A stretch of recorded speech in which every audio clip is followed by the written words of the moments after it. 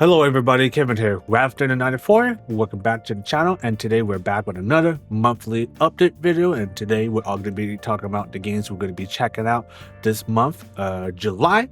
And we got a couple, maybe a few new games coming out, but mostly it's still going to be a lot of older games that we are going to be covering last month, as well as announcement of new playthroughs as well for this month. So and with 4th of July at the corner, I might take maybe 2-3 days off potentially, so I might not be uploading any videos on those days. So if I'm not uploading on those days, it's because of 4th of July.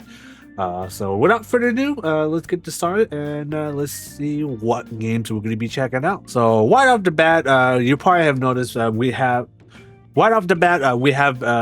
beaten Nier Automata, which took me like 7, almost 8 years to beat that game. Now we're going to be focusing on the prequel, aka Nier Replicant, which is probably the only Nier game I haven't played yet. It did come out on the Xbox at one point, but I just never gotten a chance to play it, which is a little bit of a shame because after playing Nier Automata, now it makes you want to play, the original Nier game. But at the moment, the one on Steam is currently the one that was released in Japan originally, and you do get to play as different characters, because I think in the original game you play as the father, while in this version of the game you are playing as the brother. So, like I said, I don't know too much about the story and the lore of the first Nier game. All I know is that it is a prequel to Nier Automata. So everything that happened in the first Nier game is pretty much canon into Nier Automata. So yeah, we will be replacing Nier Automata for Sunday's upload. And I think this one I'm going to take a little bit more time to explore, because I didn't realize how many secrets that I have missed while playing Nier Automata. Apparently there's a lot of secret side quests you can do, a lot of weapons and pod programs you can find. I just went from point A to point B in being the game, which granted, I should have taken a lot more time to explore the game rather than doing the main mission. So when we do play Nier Replicant, I'm going to do the best of my ability to explore as much as I can and try to do every single side mission. And definitely do a lot of backtracking, because Nier Automata is, they really want you to go backtrack and check, a lot of places you've been to multiple times, because you never know what you might find there. Secret boss encounter or some secret side quest, new weapons, new upgrades to find. So I'm going to try to do the best of my ability to explore do a lot more exploration with Nier Replicant. And like I said before, I never played the first Nier game, so that whole playthrough for this game is pretty much entirely blind. So I have no clue what the hell I'm doing. I have no clue if there's like multiple endings, which I'm pretty sure there are multiple endings. But yeah, I don't pretty much have almost no knowledge with the story at all. But I have a feeling we're all gonna have I think we're gonna have a lot of good time playing the game, especially with how good Nier Automata was. I have a really good feeling that I am going to enjoy Nier Replicant. Now, the weird part is Nier Replicant is definitely more fantasy compared to Nier Automata. Nier Automata is definitely more on the sci-fi. Even though Nier Replicant is still a sci-fi game, it has a very medieval feel to it. When you play the game, like everything just looks old school. There's like no high-tech weapons. There's all magic, all sword play, all that stuff. So almost all that stuff is, in Nier Replicant is almost like a fantasy feel, but it's still in the same universe with Nier Automata. It's still connected still in some way, which is, it's weird to say. So I guess at one point magic does exist in the Nier universe before it went full high-tech and Automata. Like I said, I'm very curious how this game's going to end and lead into Nier Automata. But yeah, something tells me I am going to be enjoying this game quite a bit, since I did enjoy playing Nier Automata. How big is this game? I have no freaking clue. I'm going to assume it's going to be just as big as Nier Automata, which took me roughly about 49.4 hours to pretty much play through the game. But that's just me kind of speedrunning through the game, which I kind of wish I explored more. But yeah, almost 50 hours put into this game, and I have a feeling we might put the same amount of time, if not longer, for Nier Replicant. But yeah, that will be the Sunday upload, and hopefully you guys will be looking forward to it because I know I am. I'm very curious how the story is going to go. We shall see. Another classic game that we are definitely going to be checking out this month is Onimusha 2 Samurai's Destiny, and I played like about maybe 3 hours of the game a few days ago, and from when I played it, it plays just like the first Onimusha game, and there's nothing bad about it. The only difference is that now you have companions to pretty much you gotta somewhat babysit because apparently this game has multiple endings, or the ending could be different depending on which relationship you have the highest on your companions. So not sure how that whole system works, but we're gonna give the game a try. And from what I played, I'm enjoying the game. It is obviously very old school. I don't think it's definitely not a game for everybody, but if you can, if you're okay playing old school games, I have a feeling you're gonna like Onimusha 2. You could definitely see the graphics, visual leap from the first game. The first game was mainly, 2D, background. The only thing that was random is probably your characters and the creatures. That's pretty much it. This game seems like it has a little bit more advanced, background rendering, so the environment looks a little bit, a little bit better. You can still tell it's still 2D still, but it's definitely a leap up from what the first game had. And I think Onimusha 2 was completely 3D for the most part. But yeah, from what I played, Onimusha 2 seemed to be pretty decent. Like I said, not many people talk about this game as much. I'm not sure this is like not a great game, or not the greatest, not the strongest in the franchise, but from what I played, like I said, I think it's pretty good, pretty decent, and also gives me, motivated to play, the reboot for Onimusha coming out in 2026, which I'm looking forward to that one because that one looks absolutely great. And I do like how each Onimusha games you get to play as, historical characters, and it's always modeled after iconic Japanese actor. Like for Onimusha 2, you got Yasuko Masuda, modeled after Jubei Yagu. And I'll be honest, I only seen one movie with this guy in, but I can see why he is such a big, icon in Japanese, cinema and entertainment. Like, I think even Spike from Cowboy Bebop was heavily inspired from him too. And you can definitely tell with the freaking hairstyle he has. Like I said, I only seen one movie in it. I think it was like It's one of the Killing Game movies, which is like a trilogy. I only saw one of them. And I thought it was pretty good, pretty well made. He's definitely one of those guys. He plays one of those actors, characters that are like tough, they're badass, And from what the voice actor too that voices Jubei did a pretty good job replicating, the way he speaks, the actual actor, the way he talks. So he talks in a very certain way, But yeah, I do got a couple of movies I did buy on Blu-ray that has, that guy specifically in there. So I'm definitely looking forward to check out more of his movies to see, why he's such an iconic, figure in Japanese cinema and entertainment. Unfortunately, he did pass away like in the 80s. He's like only 40, but cancer. Fuck cancer, right? But yeah, unfortunately, his career got cut short because of cancer. But I have a feeling he would have been amazing if he was to live through that.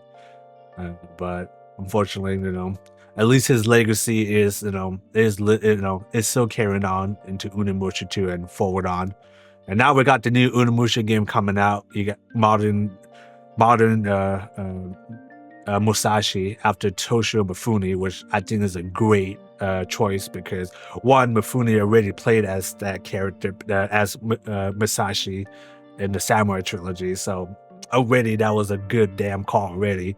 And from what I've seen, it looks exactly like him too, like the modeling, like the way he does his stance, his face structure. I was like, that's fucking crazy when I saw that. So it's kind of amazing to see, this iconic, celebrities coming back to life essentially in the form of video games or even movies sometimes.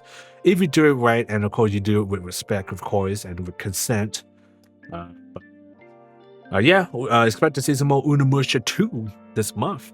I did want to play some more Clair Obscur Expedition 33 last month, but I didn't really have the time to play any of it yet last month. So this month I'm going to play a little bit more Expedition 33 because I have yet to beat this game, and I do want to beat this game by the end of this year because a lot of people keep raving it is a good game. Play until you beat it, and I haven't beaten the game yet. But so far, from what I played, Expedition 33 is pretty damn good, even for a turn-based game. You know me. I'm not really the biggest fan of turn-based game, but I will make Expedition 33 a good exception on, playing the game, despite me not liking turn-based combat too much. I'm definitely gonna be checking out some more Expedition 33, and hopefully we'll make some good progress. And probably not gonna beat the game this month, but hopefully by the end of this year we'll have the game almost done, if not completed. Hopefully. Because once we hit to like August and October, will be the time where I have no time to play any of this game at all. Like it's going to be all hands on deck on those games, especially with Metal Gear Solid 3 at the horizon. So we got to get this game completed as soon as possible, to say the least. Expect some more Clair Obscur Expedition 33, and hopefully we have a good time playing it, because from what I played so far, I'm definitely loving the game. I'm definitely very curious of how the story is going to be moving forward. Will it get more tragic? More likely it will. It'll probably get more tragic. It will get more crazy. We're just going to have to see. Rise of the Ronin is still going to be a Saturday upload until we have beaten the game. And I think I've made some pretty good progress into the game. Right now, I'm at the second region right now at Indo, and there is a lot of stuff to do. But something tells me we're all going to get that whole area done pretty quickly once we keep doing all the side missions, all the exploration. Because right now, I think I'm pretty much got everything done. It's like maybe 2 side missions to do, and I got 1 main mission that will move, the story forward, essentially.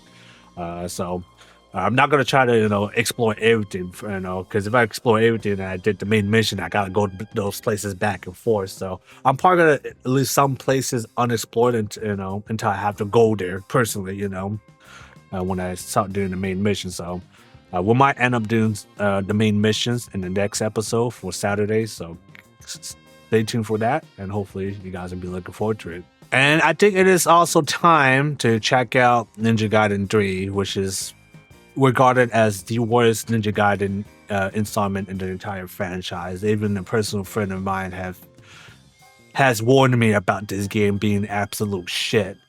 But I'm still gonna give it a shot because Ninja Gaiden 4 is coming out October, and I really want to check out Ninja Gaiden 3. Despite how bad the game can be, I still have to play it still and to see if the game is truly horrible or not. I only played the demo of this game when it came out on Xbox, and I wanted to play it, but for some reason, I just never gotten a chance to buy it, get the game, buy it, and play it. So unfortunately, I wasn't able to play the original version of Ninja Gaiden 3 on Xbox, but and the one on Steam is the more refined version of the game. Like some gameplay, change and all that stuff. There's a lot of things that have been changed. A lot of content's been added into this new Razor's Age update. So the one I'm playing is going to be the more, more updated version of Ninja Gaiden 3. Would I enjoy it? I don't know. Everybody keeps saying it's bad. Even my personal friend think it's bad. So I'm just got to go in with this game with extra caution because I don't know nothing about Ninja Gaiden 3. Besides that, a lot of people say the game is shit. Who knows? I might end up liking it. But we shall see, because I've already beaten Ninja Gaiden 1, aka Ninja Gaiden Sigma, Ninja Gaiden 2 Black. We gotta keep the show going. We gotta beat Ninja Gaiden 3. And then after that, it's all a matter of waiting for the release of Ninja Gaiden 4 on October, which I'm absolutely gonna 100% that game. I'm gonna go absolutely nuts on that game. I'm going all in, and hopefully have a good time. Hopefully Ninja Gaiden 4 lives up to the hype. I really hope it does. I really hope Team Ninja and Patlin Games don't fuck this up, because we haven't had a Ninja Gaiden game in like almost 10 years now, and it's been long overdue. I just hope they got what it takes to make a good Ninja Gaiden game. And from what I've seen in the trailer, it looks like it's going to be a good Ninja Gaiden game. I sure hope so. So, yeah, we're all going to be checking out Ninja Gaiden 3, Razor's Edge.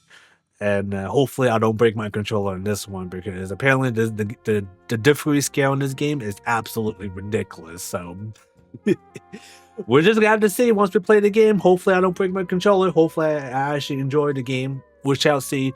Ninja Gaiden 2 Black, even though I did enjoy the game, that game definitely got me freaking extremely frustrated in a lot of segments, to the point I almost broke my controller. Luckily that didn't happen, but Ninja Gaiden 2 Black was really testing my patience. So we're gonna have to see Ninja Gaiden 3 is gonna be worse or not. So hopefully you guys are looking forward to that, because oh boy, if I break a controller, that's over. It's GG.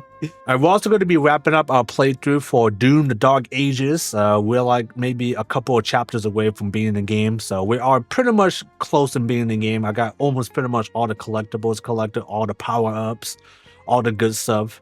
It's just a matter of being in the game, and I'm thinking I'm pretty damn close to being in Doom: The Dark Ages.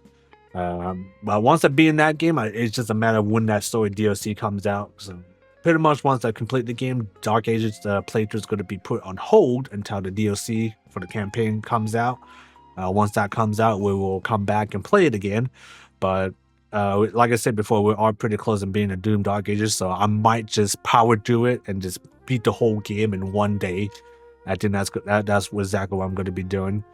But I'm not sure why a lot of people don't think this is a good Doom game. Like, yeah, it is drastically different. Yes, I think it is a lot more slower paces than Doom Eternal.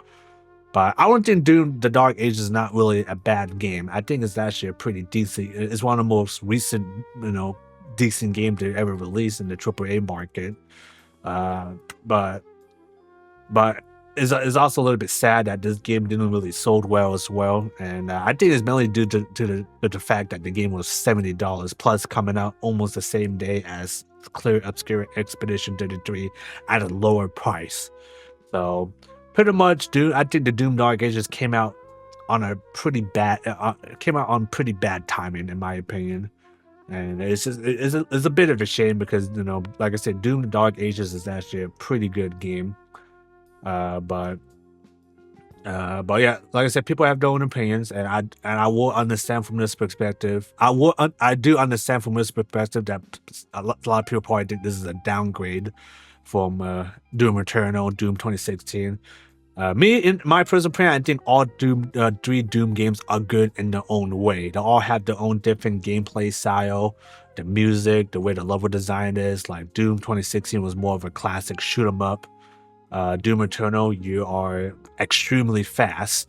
Movement and agility is the key in Doom Eternal. Like, you just move like an absolute fucking jet fighter. And then Doom: The Dark Ages, you are a walking tank, essentially. You are designed to pretty much withstand the most punishment, multiple enemies at once, and you got massive firepower, all those different weapons and melee weapons at your disposal to wipe out hordes of fucking demons. So, like I said, they all play in their own way. I think they're all good, but it is a shame that Dark Ages didn't really do that well. I think it just came out at a bad timing. That's just my personal opinion. It just came out at a really bad timing, and plus the price tag for $70. Yeah, it's a little bit there. Like, people are not really willing to spend $70 on most games nowadays, especially with some companies now charging $80, like freaking Microsoft with Outer Worlds 2. 80 goddamn bucks for the base game. Get the heck out of here. You might as well get Game Pass at that point. But yeah, we're all going to be wrapping up the Dark Ages, and hopefully the whole conclusion of that game will be an absolute blast. And it is going to lead up to the events of Doom 2016 and Doom Eternal. So I'm really curious how all that stuff is going to link to the two older games that came out before it. We're also going to come back to RoboCop Rogue City 2, which is a game I have not played in a very long time. And I don't know what happened. I completely dropped out of the game. Yeah, like I said, I don't know what happened. I started the game, I got pretty far, and then I stopped. And unfortunately, when I reinstalled the game, the save files were gone for my for my first playthrough, so I have to literally start the game again essentially, and pretty much get everything back from where I last left off, which is it's a bit tedious, a bit annoying. But I did gotten to the point where I am pretty much the last where I left off now. And the reason I want to complete my playthrough for RoboCop World City is, well, one, because it's fucking RoboCop. Two, the game is actually pretty damn good, hugely underrated. And three, you got a new expansion pack coming out for RoboCop Rogue City, which will add more missions, including flashback mission where RoboCop is still a normal guy still. So I'm definitely very curious how that DLC is gonna play out, and I'm also very curious how this game is gonna play out too when I beat it. Like I said, I really need to get my shit together and just power through the damn game, get through it, beat it, and then hopefully we'll be prepared to do the DLC for it when it comes out, because I really do want to beat Rogue City. It's been long overdue, and I think it's time to finish that game. So we just have to see. We'll see if the game, when I beat the game, maybe I have enough time to squeeze in the DLC stuff at the end. We're just gonna have to see. And of course, we're also gonna be playing some more Elder Scrolls 4 Oblivion Remastered. I kind of hold off on this game for a bit because of the recent update, that came out for the game. Broke a lot of the mods, so I kind of waited until all the mods got sorted out, got fixed, updated and fixed to the latest version, and most of those mods have been fixed now and updated to the latest version of the game. So I will be returning to the Elder Scrolls 4 Oblivion Remastered. That is definitely a game that I absolutely want to play and beat again, and only because it's one of my biggest childhood games, and it still plays exactly how I remembered. But we're all going a little bit crazy with the mods now, so we got some new texture mods, animations, all that kind of stuff. So stuff that you see in my playthrough, it might not be in the original Oblivion game, simply because my game is going to be modded. But yeah, I'm hoping to be able to beat Oblivion Remastered by the end of this year as well. But it is going to be a long playthrough, because we're going to do everything in that game, including all the quest lines for the guilds, all the quests for Knights of the Nine, Shivering Isles, and including the new stuff that's been added by the Deluxe Edition. So we're going to be 100% of that game until it's done. So it's going to be a long playthrough, so brace yourself, guys. Really, hopefully you guys are looking forward to it, because me, I want to play and beat Oblivion again. That's what I'm going to be doing. So buckle up, get some popcorns, make some snacks. You're going to be in for a long ride. Also might be coming back to AI Limited. I might put this on my honorable mention, but I have been playing a lot of AI Limited lately, and it's also, in my opinion, I think it's one of the most decent Souls-like anime game out there. It's the closest game we're gonna ever have to being like a successor to Code Vein, even though Code Vein 2 did just got announced. So, by AI Limited, it's probably, it's surprisingly pretty damn good for a for an indie / double A game, and I have a feeling this game is a bit underrated. But yeah, we'll probably be playing some more AI Limited. We have gotten pretty far into the game. I have no idea how far I'm in the game, but we are pretty damn far. So we just got to see how far we can make it through without losing our minds, because there are certain bosses in this game that gets on my nerves, but not as bad as Dark Souls or Stellar Blade and those other games. But at least when I do die, I get messed up, it's my fault. It's entirely my fault. But we'll see if we have enough time to play some more AI Limited. We just got to see. A game that I want to also make as a main highlight is also a game unfortunately I did misplayed last month. This game was supposed to be the main highlight last month, but this time we're going to be checking this game out for this month as a main highlight, and that is going to be Dagger's Directive. Now, this game is like a tribute and a shout out to the old school tactical shooter games like Ghost Recon, especially the old Delta Force game. But now we pretty much have a more modern rendition of Delta Force. And the cool thing about this game is that this game also supports co-op too. So I might pick up a copy or two and play with my friends in this game, and we'll see how it goes.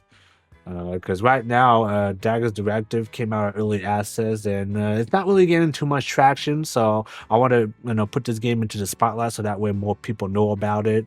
That way people give this game a shot, because I think the guys who are making this game are really cooking something very special here, especially a chance to pretty much bring back old school Delta Force, tactical shooters, or even tactical shooters like Ghost Recon. So yeah, we're definitely going to be checking out Dagger's Directive. I'm not sure how many videos I'm going to be making, considering that the game is still early access, but I might maybe do at least one campaign, because I think there's 2, maybe 3 campaigns, I think, for this game. It might be just 2 campaigns, but I will do one full playthrough on one campaign, and that's going to be it, because I do want to wait until this game comes out more polished with more content.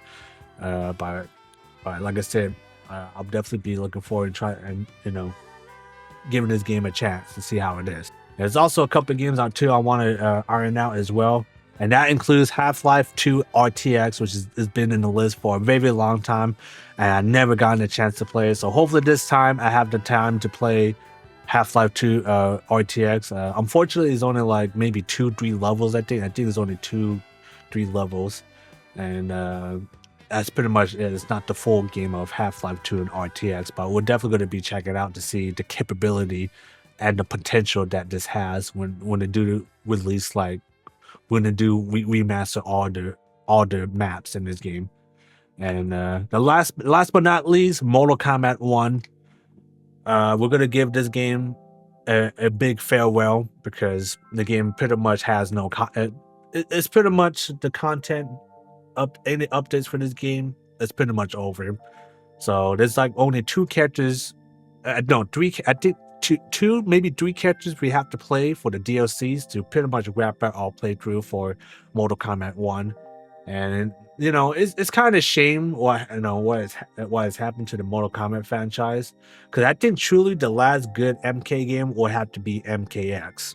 I'll be honest. Yeah, it did launch pretty bad, but in terms of how the game plays and the combos you can do, the amount of freedom you have when it comes to pulling all these crazy combos, I think MKX is probably the best of the whole franchise in terms of gameplay. But ever since 11 and 1, the franchise has gone downhill, especially the damn story. Don't get me started on the story for MK1. Don't get me started. Just don't. Oh, you hear that? You probably didn't hear that, but it's a big ass thunder out, dude. So it's gonna be a big ass storm here on my end pretty soon. So I'm gonna have to wrap this up pretty soon.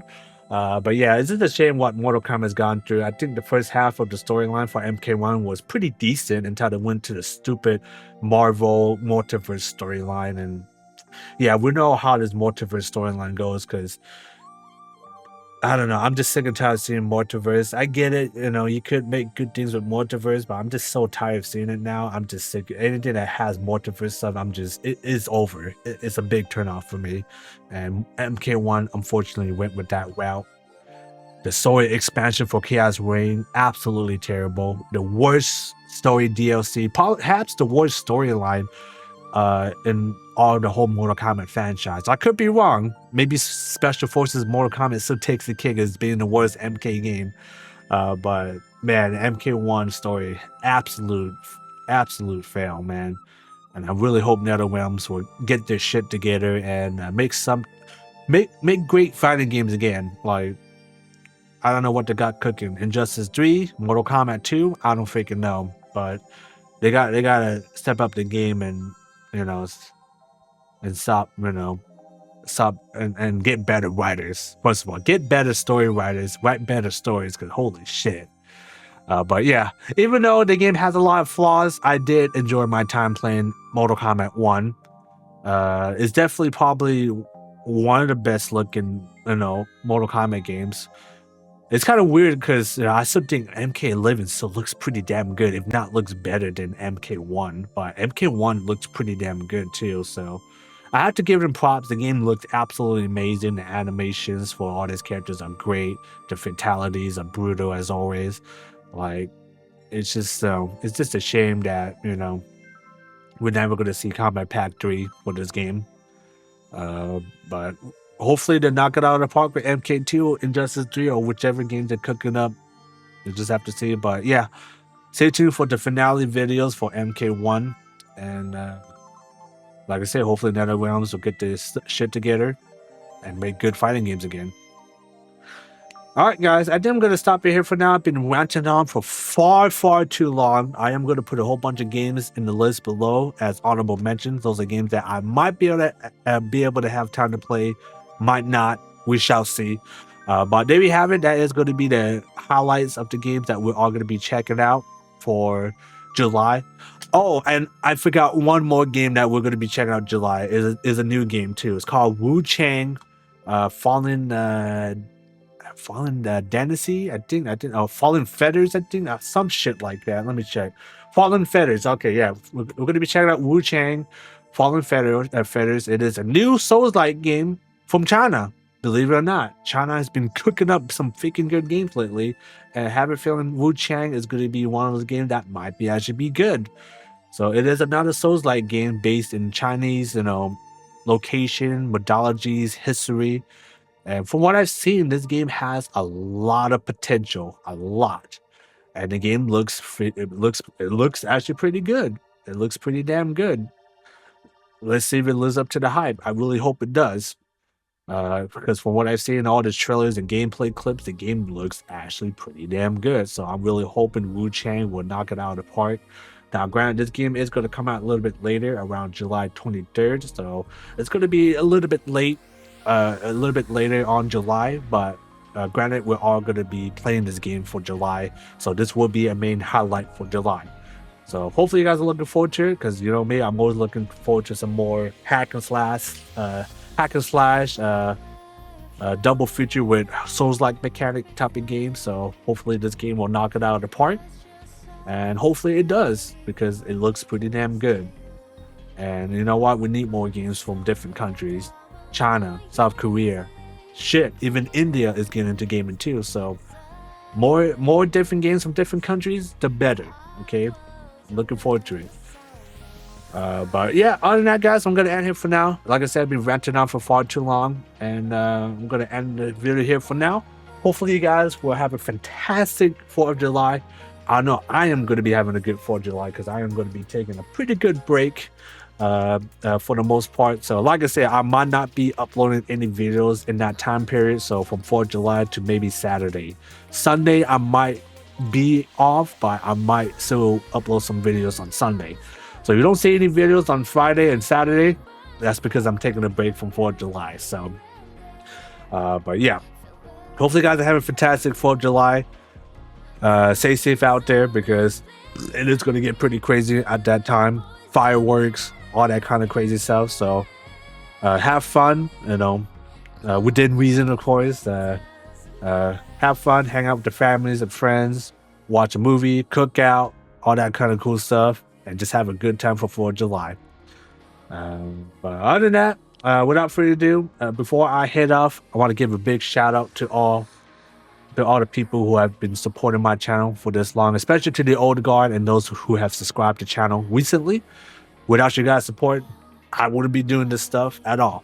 Okay, so because you guys are supporting the channel, watching the videos, even likes, even dislikes, comments, whichever, every interaction matters, and that's more than enough for me to be happy of me keep uploading videos for the channel.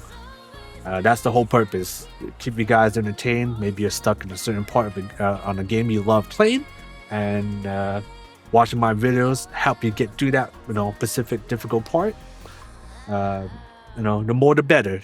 So that's the whole point, is me playing the games for you guys, for your entertainment. Me playing the game, doing good stuff, doing epic stuff, failing, destroying my controller potentially, and I also do stuff more than gaming too. Like I do film projects for ArmA 3, movie reviews sometimes, and a whole bunch of other cool stuff. So keep an eye out for all the interesting content that I upload, especially that is not game related, but this channel is always going to be #1 on gaming regardless.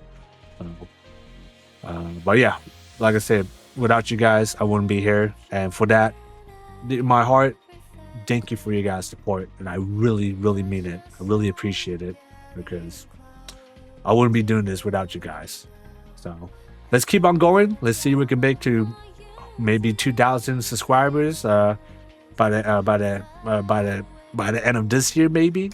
Who knows? It could happen. It could not. I'm really hoping it does. So let's keep on going at it, guys. Let's keep this going strong, so that way I can keep uploading more videos, go a little bit more crazy on the videos, the editing, all that kind of stuff. The more, the better. So, but yeah. Other than that, thank you guys for your guys' support. And before I leave, I do got some surprise giveaways in the comments down below. And if you guys are new to the channel, every month I will be giving out free PC games for everybody to redeem. All you gotta do is pretty much answer the questions that I have for that specific game code I have given. I will have like certain numbers and letters with question marks. All you gotta do is answer the given question that I give you guys, and that answer is going to be the missing letters and numbers to fill in the gap for those codes. So that way you guys can redeem that PC game for yourself to redeem and play. And the reason I do this, so that way I can combat against bots from taking all the game code keys. So this is the best I can do to give you guys something in return, you know, for all the years of support for the channel. So you're gonna have to work for it a little bit, but the questions I give are usually not too difficult and not too crazy. So hopefully you should be able to answer those questions just fine. But yeah, every now and then, every month, I will give out free PC games for anybody to redeem as a big thank you for everybody for supporting the channel. So it is going to be PC games only. Keep that in mind. PC games only, no consoles. So keep that in mind.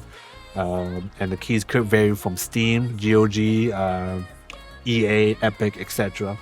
Yeah, I think that's all I got today, guys, for the July monthly update video. Hopefully you guys are having a good day out there. So stay safe out there, stay positive, and until then, guys, I will see you in the next one. Peace.